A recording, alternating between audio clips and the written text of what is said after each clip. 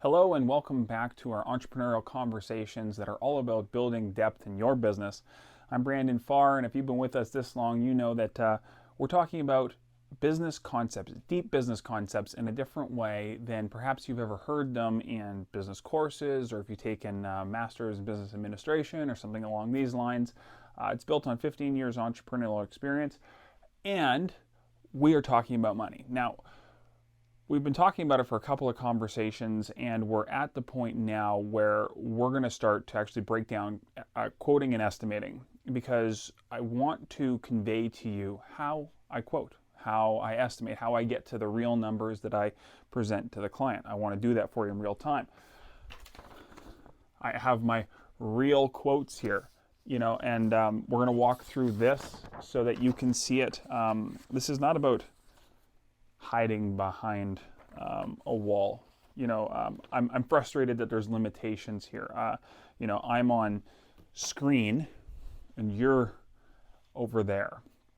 If this was in a real course or a face-to-face interaction, we would be building quoting estimating template around your business, your project storyline, the storyline of what you do, whatever it is. We're talking whether you're a graphic designer, whether you're in contracting or trades, or whether you're tasked with the SpaceX challenge of putting a person on the moon, or Mars in this case.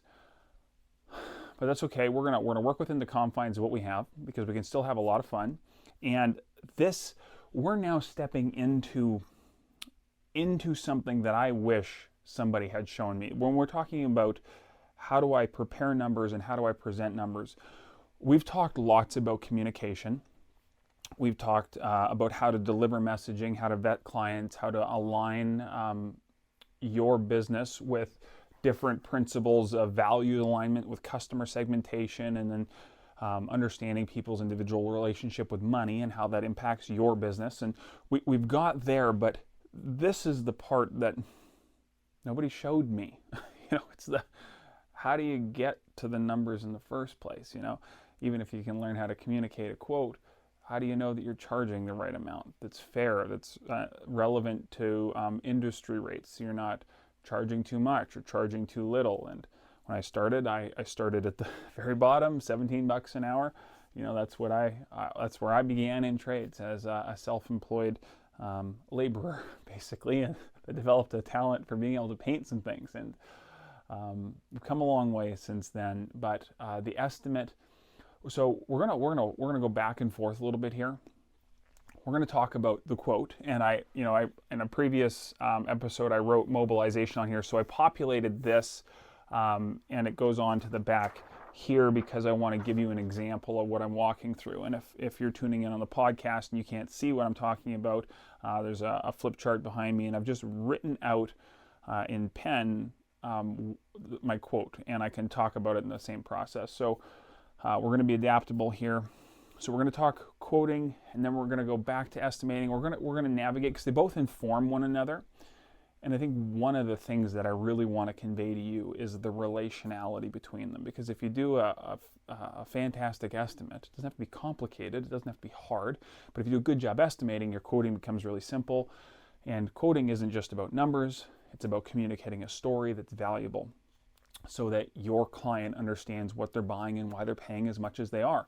I can tell you that where I started, I had mentioned previously that I did a $4,000 quote, a couple $100, and it took me a week. That's when I was painting it. I fretted over the quote, and I was so afraid of losing money because money was hard to come by at that time for me. And then fast forward a couple of years, I'm sitting in a truck with a friend. A client calls over the phone. We're having coffee. We're at Starbucks, and I need a price. There's this thing that happened in the factory. Can you get me some numbers? I need to get it to approval so we can get you in, because but he needs a fixed number. So in about 17 minutes, on a napkin, they talk about business plans on a napkin. Well, I was at Starbucks. I had a napkin and a pen. So I did a $40,000 estimate in 17 or so minutes, and called the client and said, I'll get you the paperwork. This is the number. I'll have that to you when I'm back in the office, which would have been obviously at the end of the day. So thankful, appreciated the responsiveness, and that just marked a big transition and it indicated a transition that had occurred, because a quote isn't a guess. It's a contract. You know, when I send you a quote to come do something for you for this much money, I'm making a promise to you that I'm going to do exactly what I said I'd do for exactly this much money. And we really need to move away from the over time and over budget relationship that many people have with their expectation of trades. We can just do better than that. So I also needed to know that I wasn't going to give a quick number that was going to be detrimental to our business model, because I have an expectation of high profitability. Now, it doesn't mean, when I'm talking about profitability and the success we've had in our business, and I'm not talking about taking advantage of clients. I'm not allowed to do that. I don't know if you are, but I'm not. We have to competitively bid our work, and the difference between the performance of our company and the performance of others is how we communicate, but then how we deliver our project. So I've mentioned that I care a lot about time. So if we're all competing for the same amount of dollars for the project, if it's worth, in that case, that project, $40,000, if we're all competing for that $40,000, I'm just going to make more money than most if I do it faster, more efficiently, which means doing it to a super high quality standard so that there's not that rework and warranty work and follow-up and comeback and touch-ups that often plagues other contractors. Every day you're on the project, whether you're getting paid for it or not, you're also forsaking the opportunity to make money on a new project. That's an opportunity cost. So we got really good at making sure when we were done, we were finished and didn't have to come back, because that also respects the clients, and we just wanted to have a reputation for high quality work. So with that in mind, I'm saying, yeah, the estimating timeline is really important when you're going to follow when you get your story in your head. You know, I could quote a significantly higher value project very succinctly because I understood my story. I have a process, an estimating process that lets me get into the work, and I wrote that out here, and I'm going to show you that on my estimating template. But my story is always mobilization, demolition, construction, finishing, and demobilization. I had mentioned previously that, you know, mobilization is always listed on my quotes. Cleanup and demobilization. So it's like, you're going to notice this is the thought process I have in my head as I walk into what are we being asked to do? What's the behind the scenes work? It's the mobilization, getting ready. What do we have to take apart before we can get ready to just do the work? And then we have to do the construction work, and then we have to make sure that it's all finished, buttoned up, cleaned up, and then we have to demobilize and go back to the shop. So if this was your business, if you were sitting here in front of me, this might not be your story. If you're in trades, this will be your story. If you're not in trades, I would love to hear your story, and we could create the journey that you go on with your customers, because when you figure that out, then you can break apart the pieces and then just do this 4-category itemization, because every stop or every story, every heading, every part of the project can be broken into materials or labor, equipment or subcontractors. If you're able to read this, you'll see that I wrote mobilization, demobilization, construction, sub-trades, finishing, and demolition. So what I've evolved my estimating template so that I have a separate tab for all my subcontractors so that I can see them in one place. But sometimes I have sub-trades. Thinking about this project I had previously talked about, where we were dismantling the bottom floor of a home. We were dismantling the corner where there was a lot of rotten timber, and I talked about the risk profile of some of the project pieces, and you're going to see that, you know, green, yellow, red. I know this is orange. I don't have a yellow marker that you could see on the camera. So we talked about green, yellow, red in terms of risk profiles, and the areas that were yellow for me were higher risk, where I need to be more attentive, and red were the highest risk, and this is where we're taking the shoring out for after we had set the building, replaced all the timber. If it was going to settle, it was going to settle when we took the supports out. So that was the high risk profile for me. But you know, in our demolition process, we had to have an electrician and a plumber come in because we had a natural gas line and electrical. So part of our demolition was actually having a sub-trade involved. And then obviously in the reconstruction, the gas line has to go back out to the barbecue, and the wall outlets need to be reinstalled. So you can have sub-trades at different points in your story. But again, I've just broke it out here, and I wrote it here because I'm going to show you my estimating template, which I'll do now. And we're gonna do this to the best of my ability here. I'm actually going to pull up my real estimating template on my computer so that you can see this. And what I want you to see when we start here is that I have all of my estimates, our estimating template, broke into those same story headings here. And then it's all summarized down at the bottom so that we can get our real numbers. And a reason I did that is because this is how I think about the project. And you're going to go back and you notice that scope 1 is mobilization, and I'm doing exactly what I told you I would do. Labor, subcontractor, materials. We go into the deconstruction and we can see that it's broken down this way, each of the pieces. And what's really neat is I can see on each of the components where the labor, subcontract, materials, and equipment costs are on each of the chapters of the story. Now, just to use, I'm continuing on the metaphor, because you're going to see this translated into the quote that I deliver to the client. If the construction or the demolition construction are chapters of the story, then each of these would be subheadings, because in the demolition, we're going to dismantle, in this case, dismantle the concrete, dismantle the railing, dismantle the landscape, or remove landscaping, shoring for the stairs, and dismantle the wood framing. So when I consider a project that way, one of the things that walking into a project with that lens, it allows me to think thematically about the work. And it also allows me to walk into the project and visualize it and kind of go, if I was going to take apart I take the stucco off before I would access the wood, and then I would take the wood off before I'd access taking out the windows, and then I'd take out the windows, and then I'd be able to and I can walk into the project. So I have these little headings, and that helps me go, what materials and equipment or labor is required to take the stucco? Well, it's heavy, and there's lots of dismantling, and that'll help me realize I need to have extra people on site for that, and so on, and clean up, put tarps on the ground and magnets to pick up all the metal shrapnel from the nails and the wire. So I think like that.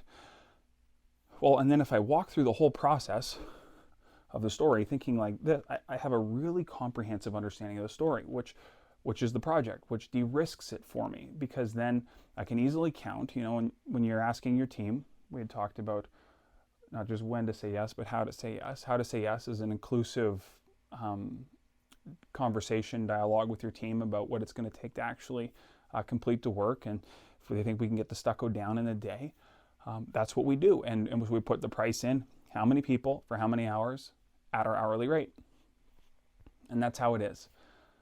If you look at our estimating model, one of the things that's unique is that we price in this way using this method, but we also price exactly the cost of the work in terms of the real cost of the materials, the real cost of the labor, real cost of subcontractors, not all marked up, because I want accurate numbers. I want to know, in this case, when I consider this project right here, and I'm going to kill this light so you can see it. The real cost of this project is $119,836.10.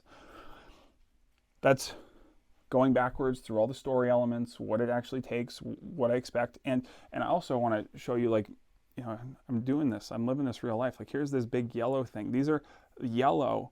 These are parts that I don't know, and I make a point of in yellow so that I clarify these are issues for me that I anticipate that I need to pay extra attention to. This isn't, I practice what I preach on this because it's what's allowed us, being disciplined in this way has allowed us to be successful in not just getting projects, but following through on them. And then what happens at the end is then I get to decide what profitability I assign to each portion of the project, and I get a total profitability. Again, I think our project cost on that was $116,000. $119,000. So that's our cost. If I went to work for $119,000, all of our wages would get paid, our overhead would be covered, the gas in our truck would be covered, the equipment depreciation would be covered because I build that all in. And I have an Excel formula. I've assigned pre-values to our equipment in our truck. Based on number of days on site, I have an expectation of timelines for each of those chapter installments. And I'm just able to, if it's 5 days, it multiplies that by our overhead rate. And for me, that's $770 a day. $770 a day. Yeah, so that's close to $80 an hour, I think. 640, it's about $85 an hour or so, I think. Doing, again, math on a screen is hard for me. Just like spelling on a screen and talking to you is hard for me. But it's $770 a day. It's been that way for years. It served us really well. So if I was to go work for you and I wanted to charge you $50 an hour, I'd go to work for 8 hours a day. That's $400. Yes, okay. And then I would charge 1 day's worth of overhead. So it'd be $770 plus the cost of materials, plus the cost of labor, equipment, subcontractors. And that would be my cost for the day.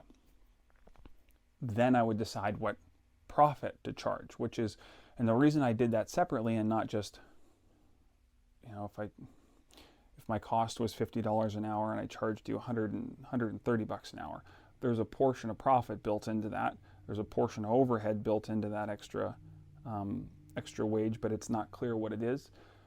It's murky, and if I pull it apart and I go, hey, I think this job is worth $4,000. Profit, like clear profit. So I do costs. I know what my job cost is, and I charge $4,000 profit. That really helps me with the client conversations because the client says, "Oh, golly, it's $500 more than our budget." Well, I know I got $3,500 profit left. I'm like, you know what? We can make that work, but I'm going to get you to help me load everything into the bin. It's like, okay, deal, handshake, let's go. Whereas if I was trying to build my profit into my hourly rate of like $135 an hour as a hypothetical example, and somebody wanted a $500 discount, is that going to cut into your profit, or is that going to take your profit and cut into your overhead? I don't know. I just genuinely don't know. So anyways, take it apart, and that way I have a clear understanding. It also helps me quantify from a business, running my business point of view. When I'm done a project, I should have,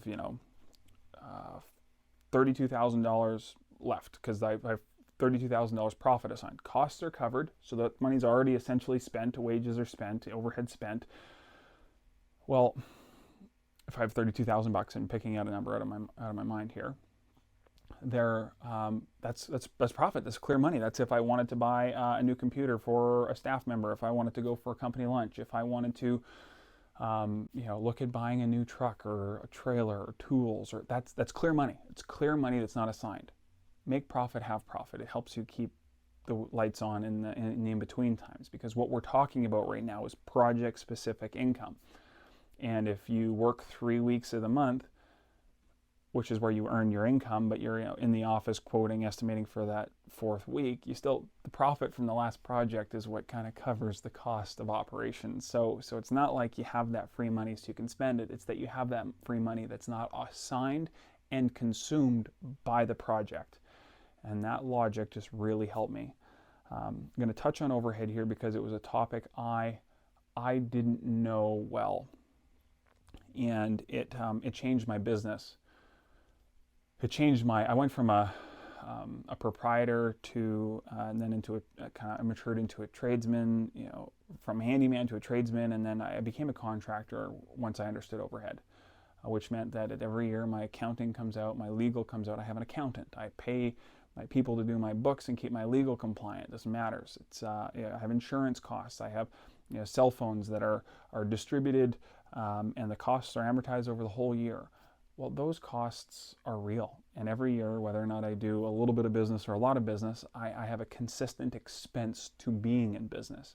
That's overhead. And that was, 5 years ago, that was $770 a day for our business. And I just woke up to that and decided that my clients needed to help support our business to stay in business, rather than just pretending overhead didn't exist and wondering why I didn't have any money at the end of the year. Because if you make $40,000 I think it was $42,000 was one of my T4 incomes early on, and why didn't I have any money left? Well, because all my overhead was coming out of my wage. I didn't realize that, and I did some reverse calculation and realized that overhead for me at that point, about 5 years ago, was $22 an hour for a foreman who had a vehicle and a cell phone, and so $22 an hour of my wage at that point, and I might have been charging $35 an hour. Might have been, maybe less, maybe $25 an hour. Anyways, 22 bucks of that was essentially already spent on the fact that I was in business. You know, did I get to write off my cell phone? Yes. Whereas my friends had to pay for their cell phone, but that was still money that was spent out of my pocket. So, quick math is if you're making $25,000 or 25 bucks an hour, you double that, you make $50,000 a year. It's a quick assumption. So 35 bucks an hour doubled $70,000 a year. So if I was making 35 bucks an hour, okay, 70,000 a year, well, 22 bucks an hour, so 44,000 of that was already spent. And then you have to take taxes and everything off too, right? So it's those simple numbers and understanding what would actually be left is when I started to transition out of being in debt or barely making it to actually having a business that was viable. I was assigning the true cost of us being in business to the clients who needed us to be in business. Never looked back from there. And then profit was an additional thing from that. I didn't just want to exist, I wanted to prosper. And so different times, different projects, different clients, you can charge different profits. We had a profitability matrix, and when I look at pricing, I look at pricing by the day. So I think about, I don't do this pricing by the hour thing. I started to lump my focus into like, how much can we accomplish in a day? That's how I think about a project, because sometimes we can do the demolition in half a day and start the reconstruction.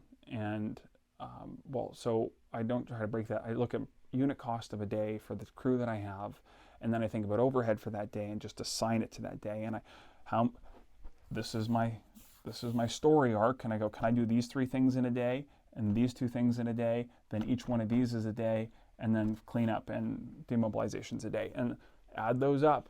That's the total timeline for the project. Multiply that by my overhead rate, and that was my base cost for the project. And then I go, this is super complicated. So I'm going to charge higher profitability here, maybe $1,000 a day profit. Over here, it's like, this is just basic framing construction, so maybe $500 a day. Well, over here, this is the super high risk. I mean, if it goes sideways, I could go bankrupt, you know, just big deal, right? Just hypothetically here. So I might charge $2,000 a day profit for all that. And I get to look at it again. When I look at my project as a story with individual chapters and then chapters having headings, I can put red circles or yellow circles around the risky parts of my business, which also happen to be the high value parts of the business. They're the parts that are risk for the client too. They need to know that they can trust you. Well, risk and reward go hand in hand, and that's when I started to realize that I can actually quantify projects that, in some cases, a lot of my projects looked like that. Well, and I was one of the only contractors in town that was willing to give I guarantee we can do it for this much money. Well, it's because I took it apart in its parts. And when you look at this story individually here, you're going to see that you might have 3 things that are in this chapter for this day, 3 things that are standard, 2 things that are red, and then I get to just zoom right in on those 2 things. And if I don't know, I might add $1,000 so I can hire 2 extra people, and then I might add $1,500 for a profit contingency. But I'm doing that right here, not as a guess. I'm very specifically targeting that. So that approach has served us so well. Yeah, that's a breakdown in the overhead. I mean, that was a threshold for me. If you ask me when did I become a contractor, it's when I understood overhead and when I had the capacity to quantify that and charge it, and then I communicated to my clients. They felt that there was value. I can tell this is going to be a bit of a longer one, but I'm going for it. I mean, you deserve it. We're in it already, so let's just go. All right, so I'm going to look at this. We're into a quote now, And I'm going to see if I can adjust this light so you can actually read this. So my quotes should look something like what you see on the screen. Basic, it's word templating, okay? And you're going to see that it's just dialogue like that, and at the bottom is, oh, I'm showing you the front page twice. At the bottom, just pricing. The part that I really want you to pay attention to is the assumptions right here, okay? This is where you cover your butt in business, but it's also where your client gets in your head, because unspoken expectations, unaddressed assumptions are where you're going to run into conflict at the end of the project where the money is and where you may or may not get paid. And it's better to have challenging conversations up front than at the back.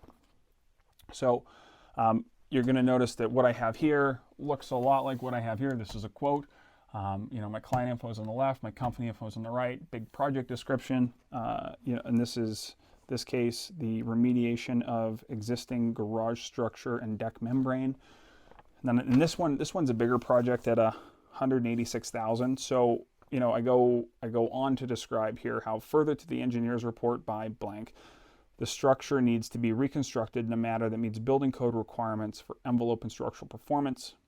This work will require significant retrofitting to address the deficiencies in the original construction, which precipitated the damage to the garage structure as outlined in the insurance claim. So there's a bit of a header on there that's bigger than I'd most. Most of the time it's structural retrofit to garage door, east-facing garage door. I would say something more succinct because my story is pretty clearly broken down here. Something you will note about my quoting numbers. So I have a code. I may have addressed this already, but my quote number is 2022-04-19A. 2022 is the year, date, or year, month, and day, and then A, B, C, D, E, F, G if I want to. So I have a quote code, which is Q 2022-04-19A for this, which is a date stamp for me. So I can go back in time and go, hey, when did I do this? I did this. This is March, January, February, March. This is April 19th. And I already understand the chronology of when and where. And the Q in front of the date code tells me it's a quote. E in front of the date code tells me it's an estimate. And I tells me it's an invoice. So these little details help me in my understanding. Yep. Okay. So we'll go there. This quote here, I'm going to pull up, we're going to go through it together. I'm going to dial this down so you can see. So I've redacted the personal information because I don't want, obviously if clients trust me with their information, we care about cybersecurity. I'm not trying to let anybody's private information out of the bag here. Oh, sorry. This is the one I'm going to show you. That's the one I just popped up. So here's an exception. And I'm going to say it's an exception because I don't often put a one-page description up front with pictures, but this was the project I was talking to you about with the corner of the house that was broken. And so it deserved a description. And so much of what I've purposed to do when I start drawing pictures is clarify expectations. And in this case, you're going to see that I use lines to really decide that this is where the left side remains and then the right side remains. So there's no question about what I'm doing from the inside or outside. And this sort of thing is priceless. Priceless if your client wants to understand exactly what you're going to be doing. Because if they're like, yeah, but you should be going all the way to the other side of the house, I want to know that before I start taking stucco off, because it's an awkward delay, especially if you already got your crew on site and you've got a timeline established. So avoid any conflict by just clarifying. And then what I've done here, and then I just attached my, there's some notes here as a builder, and then here's my quote. And this is the quote we're going to go through here. So I'm going to read off this on my computer, and we're going to fill it out here. I've pre-populated it because I want you to, I got to save your time somehow here. There's limitations again, just to what we're doing. So you're going to see remediating the southeast corner of blank and blank's home due to water ingress. That was the project description. Mobilization is so critical. I'm going to read to you what I have here under mobilization. So 1.0, mobilization. Pause for a moment. I want to bring you, I want to practice with you right here. Like I want to bring you into this project. Before I talk about all the details, let's just talk about the themes. So mobilization, we're going to get ready. 2, site preparation. 3, deconstruction and demolition. 4, structural adjustments. 5, new wood framing. 6, water repellent membrane. 7, stucco cladding. 8, interior finishing, not included in this quote. 9, final details. 10, cleanup and demolition, followed by assumptions. If you went into my estimate, guess what you'd see? These headings. And if not exactly site preparation, I might have bundled a couple of the chapter headings into a title of site preparation. But inside mobilization, you will see in my estimate, I have filed the appropriate building permits for construction, install appropriate safety signage and barricades in the area. Item 1.3 is install 2 rows of structural shoring inside the house and underneath the deck. 1.4, arrange scheduling of appropriate trades. 1.5, coordinate inspection with building officials. Now, if you were with us in the original conversations here, you're going to remember that I talked about how this building permit thing marked a yellow for me because we're talking to the city and the inspectors, and there's just some unknowns that can happen when you're dealing with authorities having jurisdiction. So I marked it yellow, and I told you that we received an $870 additional charge as a building permit fee, which we didn't expect. But so that's why it's like yellow, because I don't get to, I don't want to use the word control it, but it's like, it's not inside my jurisdiction alone.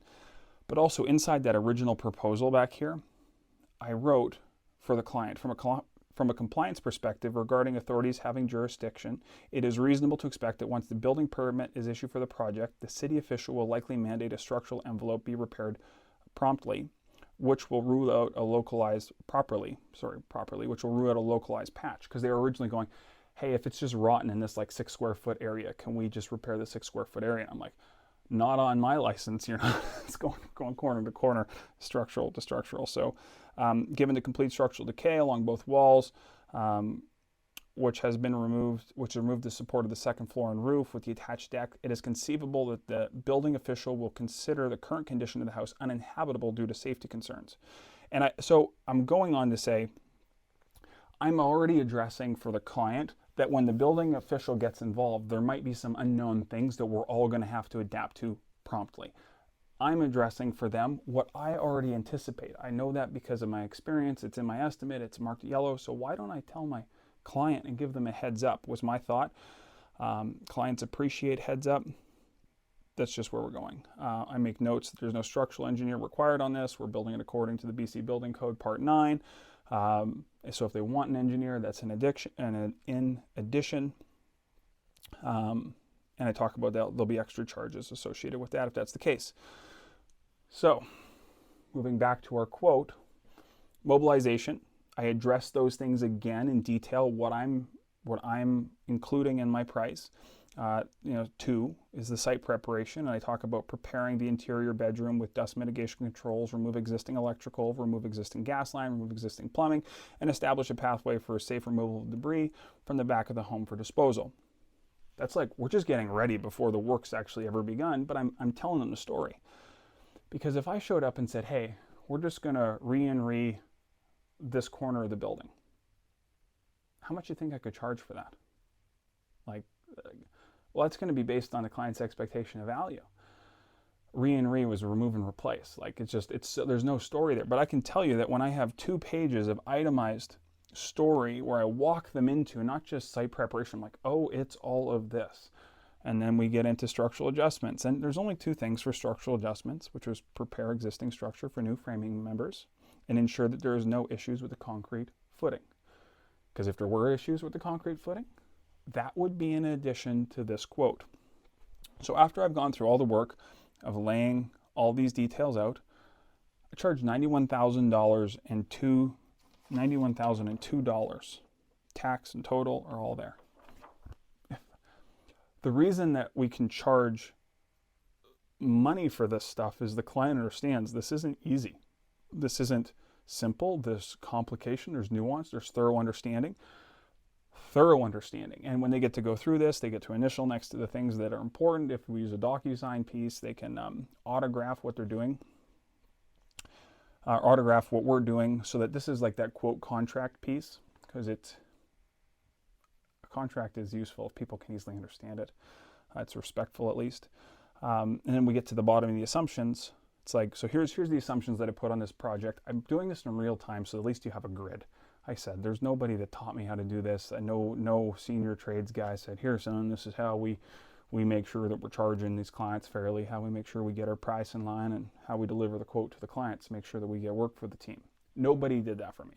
I'm trying to do that for you because it just, again, it transformed my business. And I want your business to transform so you can build depth and do great things and realize that, yeah, there's opportunities for you, just like the rest of us, to shape this world in a beautiful way. So let's do it. And how we risk mitigate, so the sustainability of our business, is outline our assumptions. So the owner's contents are to be removed and stored safely for the duration of the construction. I don't want to move their stuff, just don't want to do it. The price is based on the work being contained to 18 lineal feet of wall on the lower floor, which means that if a spider crack happened to go up to the second floor, if it's not contained to that 18 lineal feet, it's an extra. The quote is based on the existing foundation and structure being intact. No requirement for structural engineer on this project. The integrity of the vapor barrier, the interface, and the new between new and existing cannot be guaranteed, because this issue happened because moisture got in the wall, and I don't want them. Well, 7 years from now, there's more water. It was those level up strategies, guys. It's like, no. We're gonna do our best. We're gonna use the best materials commercially available, but I'm not gonna take responsible for the leaks and gaps in the rest of the building that might actually be part of the precipitating issue at play here. I'm drawing a line between that and my company. Any engineer consulting fees or any additional items mandated by the building inspector are in addition to this quote. So just clarifying that. Again, not to be rude.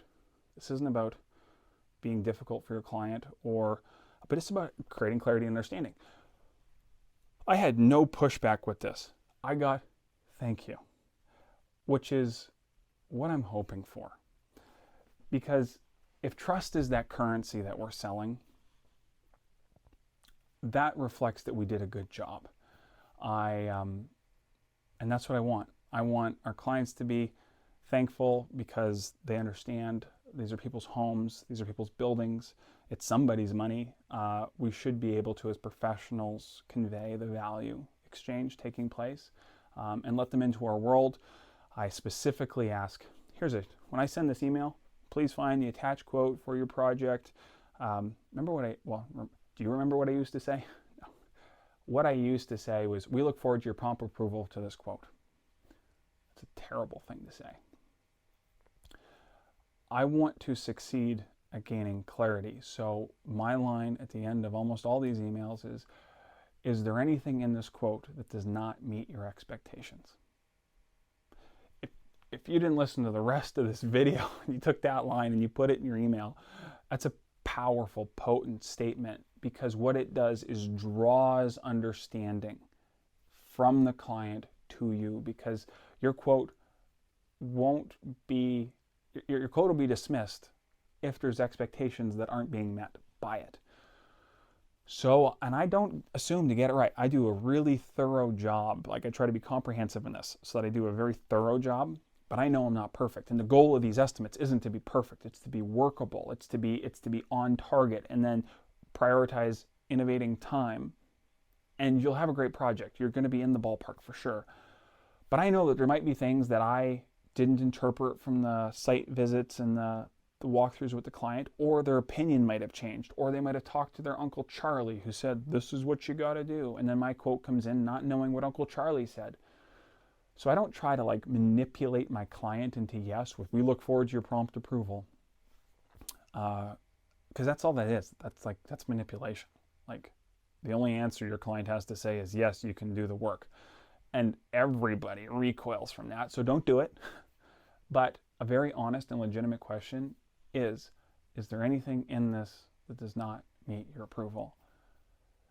what you want to hear is no.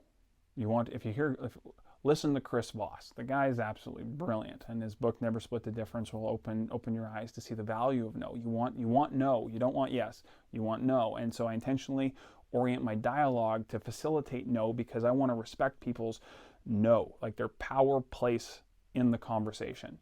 And so if there is no issues or nothing that doesn't meet their expectations, then yes, by default, we typically end up getting the job. And if they come back, yes, you didn't include the interior finishing. Oh, so glad you asked. I was under the impression you had a guy that was doing that, or I was under the impression you weren't sure how you wanted to finish it. So what I wanted to do is give you numbers on things that I knew you could count on, so you know exactly where we're at for at least these things.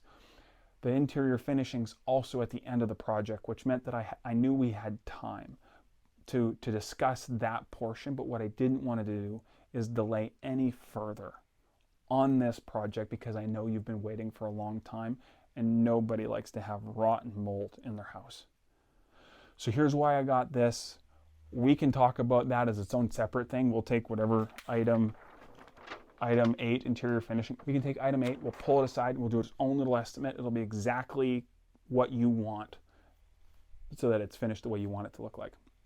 Is there any other issues you have with the quote, or is anything else that does not meet your expectations? All right, okay. That's the kind of like human interaction dialogue I would have with a very real client in real time with this real project that I really quoted exactly this way and was successful in getting, and we're successful in completing. Work shoring's out right now as I'm doing this video. The electrician's been through to reinstall the plugs. Tomorrow is natural gas is getting hooked up, and now we're just waiting on stucco. So yeah, it's like, this is real for me. I'm telling you, like, this is current. You know, I know we're running long on this, but you know, I'm having fun. So hey, and I can't hear you saying no yet. So one day we'll have interactive dialogue like that. So I wanted to show you this. This is an old estimate we're looking at for 2020, and this is what I used to do. I'm going to try to adjust the brightness. So I want you to see color codes. I want you to see that I'm essentially doing the exact same thing. But I used to just do chapter headings all the way along. And I want to show you this because I'm also going to show you the quote for this. So mobilize, shoring installation, remove siding, and it's all labors and materials, form new concrete, build new posts, box out posts, re-drywall, re-side exterior trim, repair flooring, paint interior, 2-man. And it's like time and materials. And you're going to see that I'll sometimes bunch if I have a crew of 2 or a crew of 4, I'll just find an hourly rate that bunches them all up and then just go 4 hours with 4 people, and it's this much money.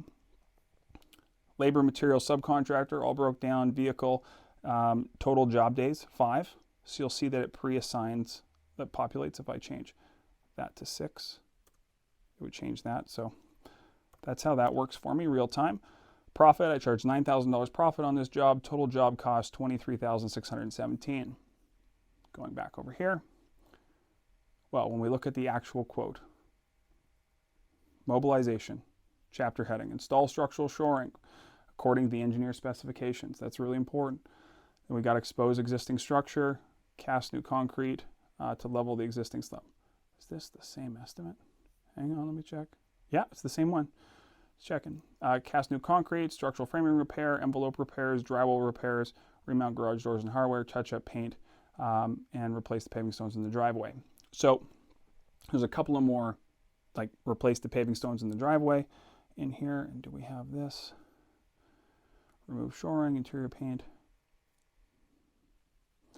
That should be in here somewhere. So that would have that quantified. In fact, looks like I actually don't have that listed here. We were successful in getting this project. This project did go through and install Tyvek, building wrap. So like, again, even if it's not perfect, I want you to see that this quote that was presented to the client is essentially built off of my estimate.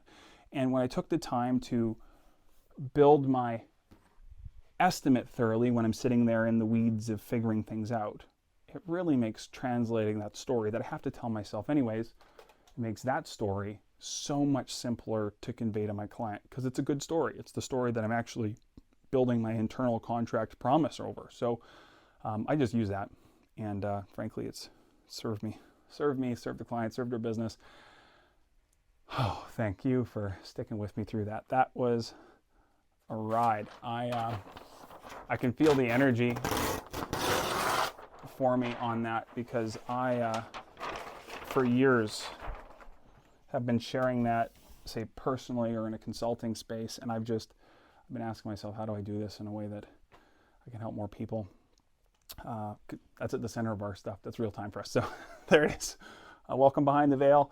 I'm going to leave you there. I hope that this story arc makes sense. I look forward to the time when we can interact, and your story arc can be broken down so it's relevant for you. But I do know that the framework we have here can span industries. So all the best. Have a fantastic day, and hopefully we'll see you again soon.